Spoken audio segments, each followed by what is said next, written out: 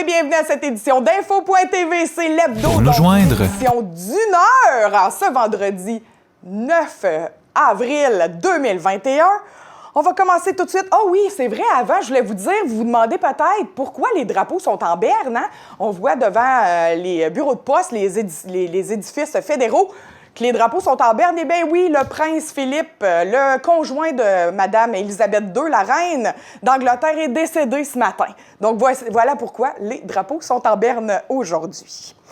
Allons avec une mise à jour de la COVID-19 dans le Bas-Saint-Laurent. Donc, en date d'aujourd'hui, 9 avril, 29 nouveaux cas dans le Bas-Saint-Laurent pour un total de 2267 cas au total.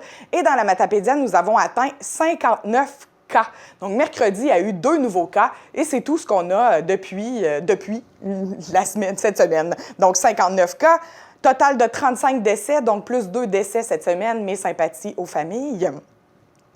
On a un total de 286 cas actifs dans le Bas-Saint-Laurent et en tout, depuis le début des variants, l'arrivée des variants, 239 cas de variants ont été décelés dans le Bas-Saint-Laurent.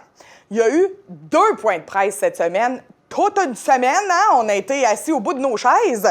Donc, le point de presse qui a eu le plus d'incidence sur nous, c'est celui de mardi, le 6 avril. Pour les paliers rouges, donc le Bas-Saint-Laurent est en palier rouge, nous avons interdiction de nous déplacer d'une région jaune et ouverte. Il n'y a pas de vert, mais jaune. Donc, on ne peut pas aller en Gaspésie ni sur la Côte-Nord. Les déplacements non essentiels. Il y a eu une précision qui est sortie hier, donc jeudi. Alors, de mardi soir à jeudi, on ne savait pas trop si on avait le droit d'aller travailler ou... mais oui, donc pour les déplacements non essentiels, c'est interdit. Les secondaires 3, 4, 5, vous avez eu 8 jours où vous êtes allés tous à l'école en même temps et retour à l'école en alternance. Sport et loisirs, des groupes de 8 toujours autorisés à l'extérieur, mais avec le port du couvre-visage en tout temps. Et les lieux de culte, c'est revenu à 25 personnes à l'intérieur seulement. Point de presse de jeudi, donc de hier. Rien n'a changé pour nous. Tout reste comme c'est là. Ils ont allongé d'une semaine supplémentaire les mesures de rouge foncé. Les villes qui étaient censées se terminer le 12 avril, c'est une semaine de plus. C'est ça qu'il y avait en gros. Côté vaccination, dès aujourd'hui, 4500 doses d'AstraZeneca vont être disponibles pour les 55 ans et plus dans le Bas-Saint-Laurent. Donc, vous pouvez... soit aller faire la file, comme il y a eu ce matin, on a vu à Rimouski. Rimouski et Rivière-du-Loup pouvaient commencer à vacciner les 55 ans et plus dès aujourd'hui. Et pour le reste du Bas-Saint-Laurent, ça sera annoncé dans les prochains jours. Dès lundi, selon le 6 du Bas-Saint-Laurent, nous allons pouvoir vacciner les 55 ans et plus. En date d'hier, il y avait 17 % de la population bas-laurentienne, donc des 55 ans et plus, qui avaient reçu leur première dose. On est très loin dans la course, hein? On est pas mal au bas de l'échelle. Les recommandations du coroner dans le dossier du décès du petit Brandon Pinault, qui est survenu le 18 septembre dernier, qui a été happé mortellement, sont maintenant disponibles. Donc, plusieurs recommandations au centre de services Monts et Marais ont été faites par la coroner. Il s'agit bel et bien d'un accident accidentel. Donc, tout le monde a été un peu lavé de tout soupçon là-dedans, dont les recommandations, les principales que j'ai retenues, c'est vraiment de revoir tout ce qui est de marche à suivre là, concernant l'absence et les départs d'enfants. Donc, l'École Saint-Ursule avait déjà fait un pas en ce sens. Changement chez Alliance 9000, fusion avec le groupe TAC. Donc, Alliance 9000 devient groupe TAC Division Alliance, et ça depuis le 1er avril dernier. Donc, leur mission était complémentaire et ça va encore bonifier l'offre de Alliance 9000. Selon la CNESST qui avait recommandé ça il y a quelques semaines déjà, dès hier, le 1er avril, port du masque obligatoire, pas le 1er avril, le 8 avril, port du masque obligatoire en tout temps dans les milieux de travail. Donc, tout le monde doit porter le masque de procédure dans les milieux de travail et ça, en tout temps. Il y a quelques exceptions que je ne vous dirai pas ici. Vous pouvez aller consulter le Québec le site du gouvernement du Québec pour voir, mais c'est tout le monde qui doit porter le masque de procédure en tout temps. Sébec aura un nouveau jardin intergénérationnel grâce au soutien financier du gouvernement fédéral et du programme Nouveaux Horizons. Ça, c'est une belle nouvelle pour la ville de Sébec. Le programme de gestion de commerce sera de retour au CEMEC après 2 ans d'absence, donc relance d'une cohorte qui commencera en septembre 2021. Les étudiants pourront avoir un prêt d'ordinateur portable, une bourse de 1 000 $ et des stages rémunérés grâce à un partenariat avec 5 entreprises du milieu. On vous en a parlé plus tôt cette année.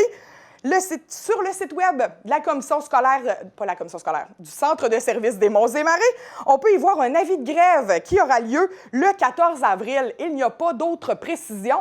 Par contre, selon certaines sources qu'on voit circuler, la grève serait de minuit 1 le soir à 9h30 du matin. Alors, prévoyez-vous mercredi prochain, 14 avril, une solution jusqu'à 9h30 par an de la Matapédia parce que les enseignants seront en grève à suivre. Suivez la page Facebook du Centre de services Monts et Marais pour davantage de précision.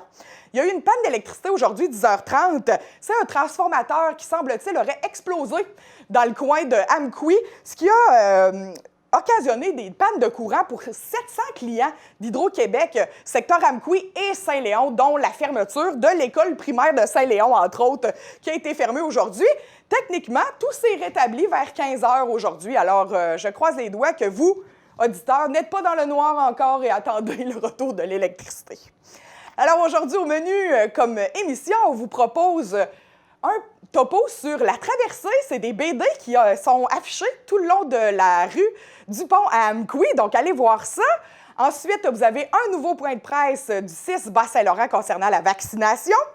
Ensuite, un topo sur l'entrepreneuriat jeunesse et le défi Ose entreprendre, des tonnes de projets partout à travers la Matapédia et lancement de programmation de diffusion Mordicus pour le printemps.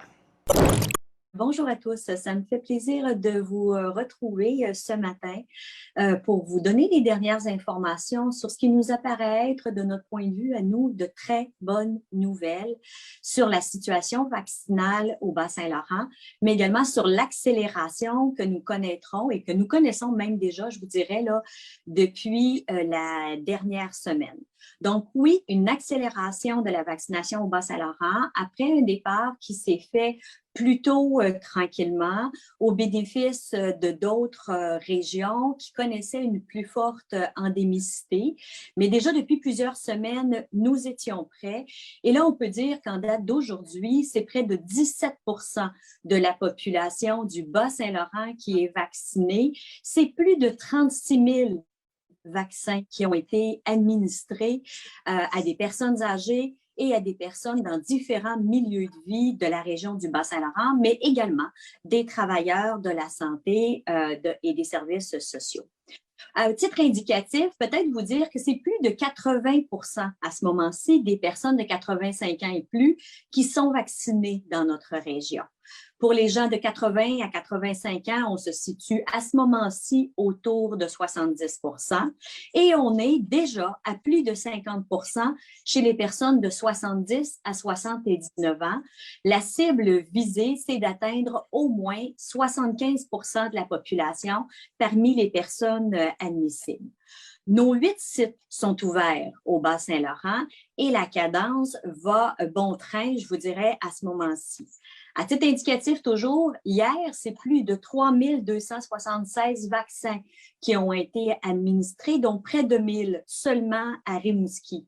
Et dans les jours à venir, la cadence se poursuit à un rythme, je vous le dirais, très, très élevé, auquel nous allons ajouter bien sûr, des gens de 60 ans et plus, et également des vaccins AstraZeneca que nous avons reçus en grande quantité et qui seront disponibles dès demain dans des cliniques sans rendez-vous à Rimouski et à Rivière-du-Loup, conformément à ce qui a été annoncé par notre ministre, M. Dubé.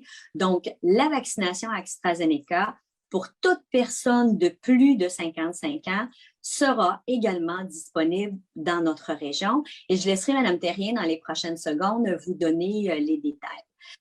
Le ministre a également annoncé que les gens de 60 ans et plus pourront être vaccinés dans notre région C'est une excellente nouvelle. Nous considérons que nous étions rendus là comme région. Et ça va permettre, évidemment, aux gens qui sont davantage craintifs à ce moment-ci et qui peuvent se qualifier de pouvoir se faire vacciner dans les prochains jours ou dans les prochaines semaines, puisque nous avons des plages disponibles dans les jours à venir avec AstraZeneca, mais plus amplement au courant du mois de mai avec d'autres molécules. Je tiens également à rassurer la population. Il y a eu toute une polémique médiatique à l'échelle internationale autour du vaccin AstraZeneca, mais je vous assure que la communauté scientifique internationale, de même que les experts canadiens de Santé Canada, du groupe d'immunisation du Québec et de la santé publique de notre province, ont donné le feu vert à l'administration du vaccin AstraZeneca, qui est un vaccin sûr et sécuritaire pour les personnes de 55 ans et plus, peu importe leurs conditions à ce moment-ci. Je tiens également à faire part que nous avons déjà administré plus de 2000 vaccins AstraZeneca dans la région aux personnes en soutien à domicile, à des travailleurs de la santé, dans des ressources intermédiaires pour les personnes vivant avec une situation de handicap. Et ces vaccins-là ont été administrés pour certains il y a plusieurs semaines et absolument aucune complication n'a été notée. Et il en est de même à l'échelle nationale où sur les centaines de milliers, voire millions de doses qui ont été administrées d'AstraZeneca, aucune complication n'a été notée. Donc, c'est un excellent vaccin qui sera disponible dès demain et nous convions la population bas-laurentienne de plus de 55 ans à s'en prévaloir sans attendre. Bien évidemment, dans les prochaines semaines, nous amorcerons également l'administration des deuxièmes doses. Donc, nous commencerons évidemment une séquence dans l'ordre avec les gens qui ont été vaccinés dès la fin décembre, dans les résidents des centres d'hébergement de soins de longue durée et les travailleurs de la santé prioritaire. Alors, il n'y a que des bonnes nouvelles à ce moment-ci. Les choses évoluent rapidement. Les volumes de doses que nous avons reçus au cours des derniers jours sont extrêmement importants. Nous sommes en rattrapage dans la région du Bas-Saint-Laurent. Nous sommes sur une très, très belle vitesse de croisière également. Et nous allons atteindre dans les prochains jours, voire au plus tard d'ici 1 ou 2 semaines, le même pourcentage que la moyenne provinciale, soyez-en assurés. Alors, sans plus attendre, je laisserai la parole à Mme Thérien qui vous donnera tous les détails auxquels je viens de faire allusion. Donc, bonjour. Effectivement, la vaccination cette semaine, c'est vraiment accéléré. Donc, pour la semaine en cours, on a reçu plus de 17 185 vaccins dans la région. Donc, l'administration, que ce soit autant avec le Moderna, le Pfizer, est en cours. Et à ça, c'est ajouté du AstraZeneca. Donc, comme Mme Malo l'a mentionné il y a quelques minutes, nous allons offrir de la vaccination sans rendez-vous dans 2 de nos sites du CIS du Bas-Saint-Laurent, donc au site de Rivière-du-Loup et au site de Rimouski. La vaccination aura lieu vendredi, samedi et dimanche sans rendez-vous de 8h à 20h. Et il y aura des coupons qui vont être remis à la clientèle dès 6h le matin pour s'assurer qu'il n'y ait pas trop de file d'attente. Donc, notre objectif, c'est vraiment d'avoir une fluidité au niveau de nos circuits de rendez-vous.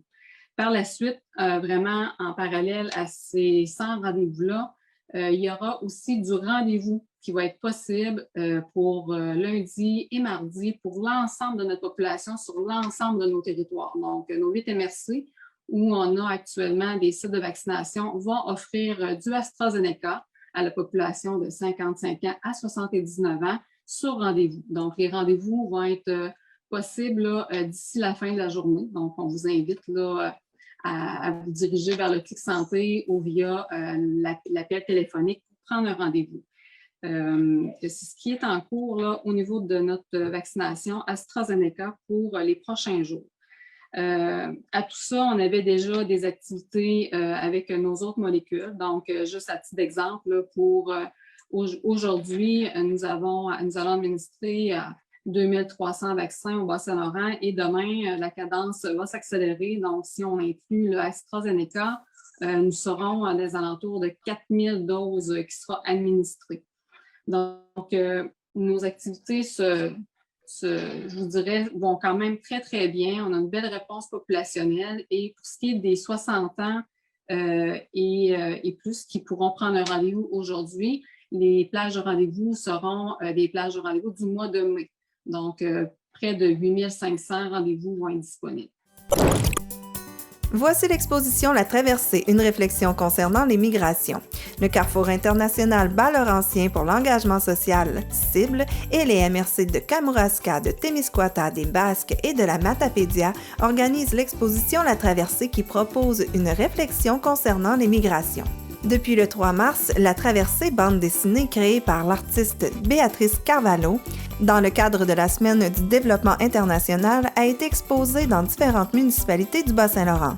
Les citoyennes et citoyens sont invités à profiter de cette exposition en parcourant à pied la rue du Pont et porter une réflexion sur les enjeux entourant les migrations.